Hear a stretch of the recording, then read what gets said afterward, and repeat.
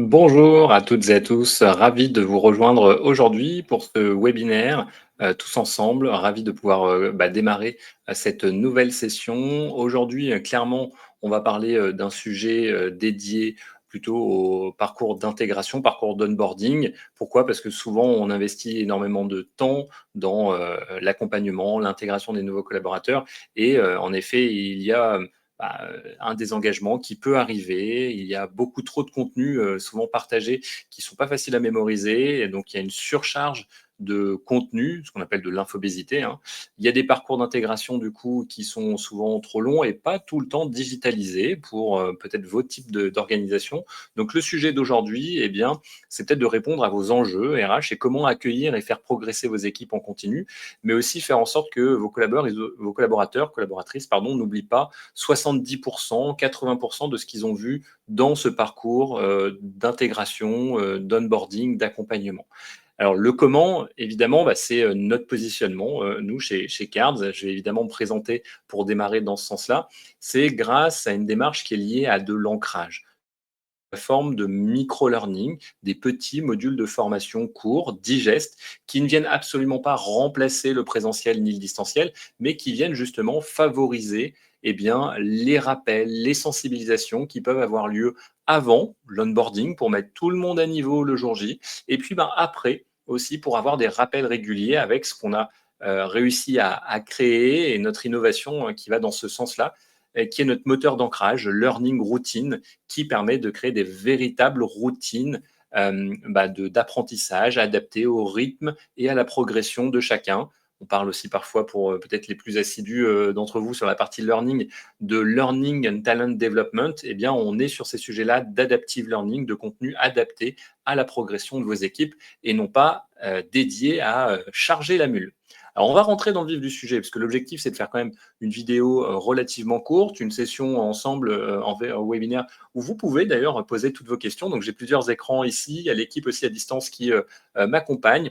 Donc, n'hésitez pas à poser toutes vos questions pendant cette session. Et petit bonus, on vous met l'info ici, juste là. Vous avez la possibilité de nous demander une session de démarrage gratuite sur Cards, évidemment. Donc, prenez contact avec nous, avec l'équipe, pour en bénéficier, pour découvrir peut-être un peu plus en profondeur par rapport à vos cas d'usage et vos enjeux dans vos organisations, quelle que soit la taille. Et bien typiquement découvrir Cards en action avec vos cas d'usage à vous qui vous sont propres. Voilà, cette petite manière, on la remettra, hein, rassurez-vous, pendant le petit webinaire, et on est sur un format relativement court, donc rassurez-vous, vous aurez tout le loisir de revoir ça également en replay.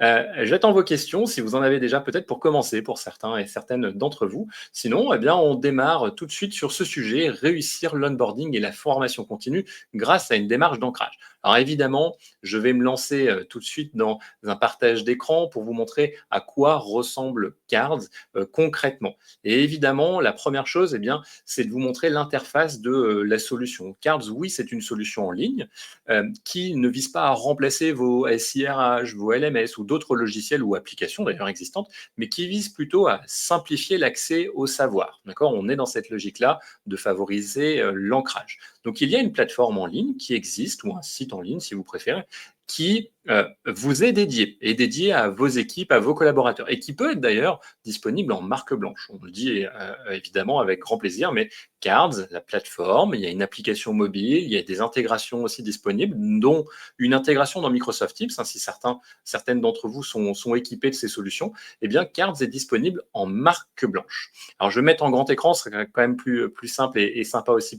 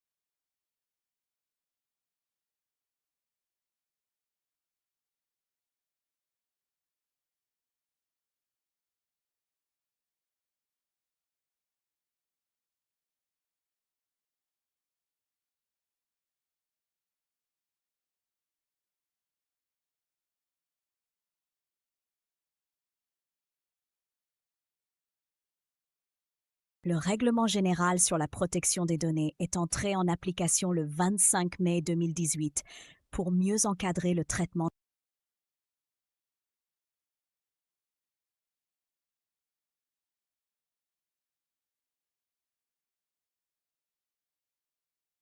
Générer des contenus, je reviens ici à l'écran, avec l'aide de l'IA. Générer autant les microformations que vous voyez ici à l'écran avec l'aide de l'IA, les créer par vous-même, ou alors vous pouvez même recycler vos PDF, vos documents, docs, vos PowerPoint pour les transformer en microlearning. Ce qui fait que là, pour le coup, vous avez un vrai recyclage, une vraie intelligence et pertinence qui est faite à partir de contenus de qualité pour les transformer en mode digeste, en mode microlearning et les intégrer ensuite dans des routines. Donc voilà, c'est assez utile, je pense, c'est important de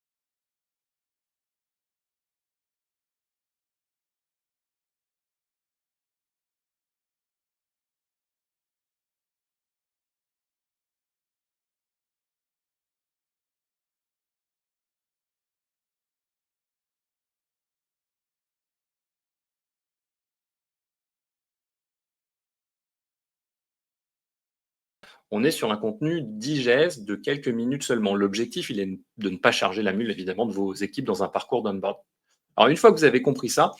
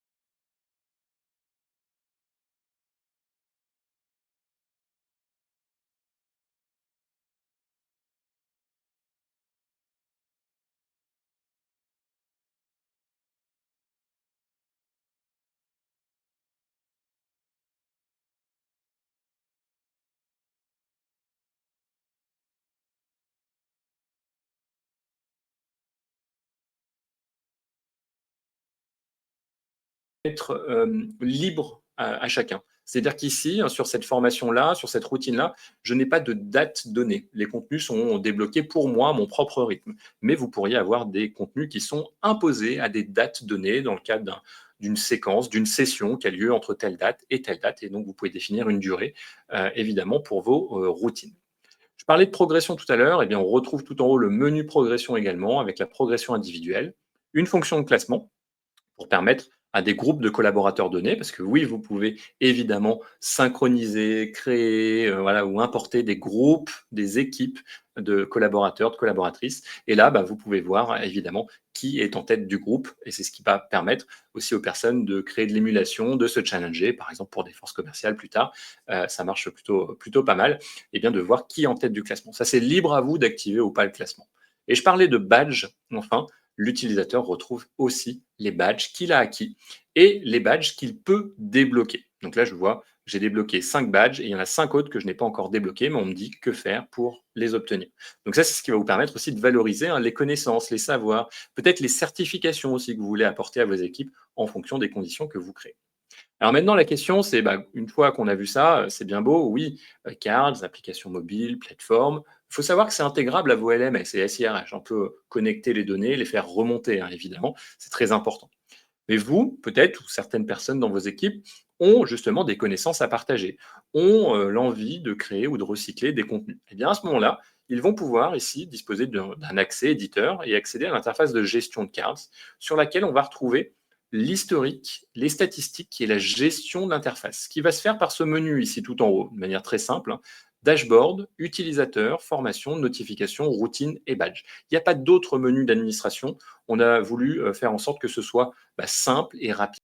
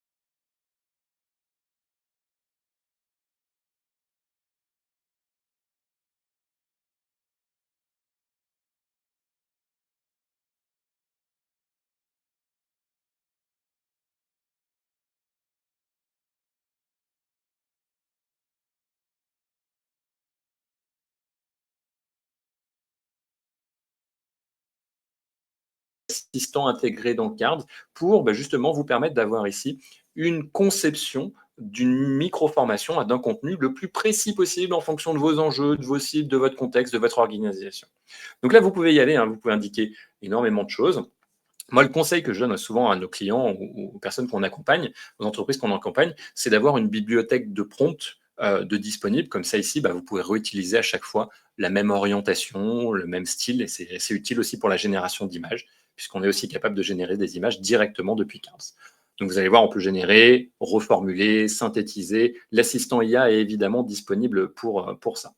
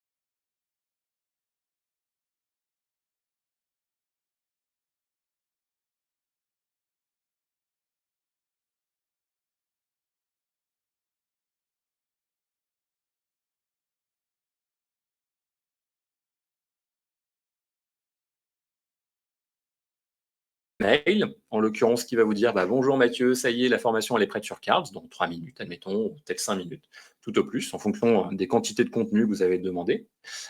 Soit vous pouvez tout à fait sur cette page vous dire bon bah ok, je veux recharger la page et je vais voir s'il y a des chapitres qui ont été terminés. Et vous allez voir, bah, de temps en temps, ça va popper, il y a une carte, deux cartes, trois cartes, quatre cartes qui auront été créées dans chacun des chapitres.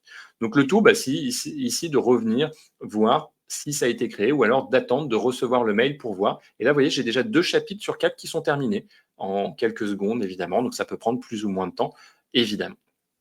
Alors, vous pouvez aller voir les chapitres qui ont été créés, évidemment, en cliquant sur éditer les cartes. C'était une autre question dans le chat, donc j'y réponds tout de suite, évidemment. Merci d'ailleurs. Et pensez bien à poser toutes vos questions, alors maintenant ou plus tard, pour ceux qui nous verront aussi en replay. C'est l'intérêt de cette session. Mais vous voyez ici qu'évidemment, pendant la génération du contenu, vous pouvez tout à fait retravailler le chapitre qui a été déjà généré. Et en fait, ce qui est assez intéressant, c'est que quand vous passez la souris entre les cartes, ou alors tout en bas, vous allez trouver ici le bouton plus, vous pouvez rajouter des types de contenus. Donc là, par exemple, moi, je n'avais pas demandé d'image, c'est pas grave. Je peux aller choisir une image disponible ici sur mon espace. Donc là, moi, j'ai plusieurs images qui sont disponibles. Par exemple, je vais venir intégrer celle-ci sur la méthode Smart. Je vais la mettre un peu plus haut, pas de souci. Je vais la mettre même encore un peu plus haut. Je vais cliquer sur enregistrer. Et en cliquant sur aperçu, vous avez l'aperçu du contenu qui a été créé avec l'aide de l'IA sur la base de votre demande. Je n'avais pas demandé d'image, donc là, en l'occurrence, je n'en tiens pas à rigueur, mais je peux tout à fait ici me dire que ce texte-là, je peux le modifier. Ce n'est pas parce que l'IA l'a créé pour vous que vous ne pouvez pas le modifier. Non, au contraire. Vous avez ce droit de regard, évidemment, sur les contenus qui vous appartiennent. Je reprends également en live le flux. Oui, les contenus vous appartiennent, vous en êtes propriétaire. Ce qui me permet aussi de dire que tout contenu créé sur Cards, voilà, l'interface, tout est développé par nous. On est conforme RGPD, on est audité sécurité. Nos serveurs disposent d'ailleurs de diverses certifications, alors ISO 9001, 27001 pour certains, pour les deux. Donc on répond à ces engagements-là et à ces critères-là, évidemment, d'un point de vue hébergement. C'est évidemment très important pour vous comme pour nous. Et vous pouvez évidemment vous dire que ce texte-là, vous le modifiez et pourquoi pas, s'il est trop long, vous le résumez, vous en faites un quiz, vous en faites une image.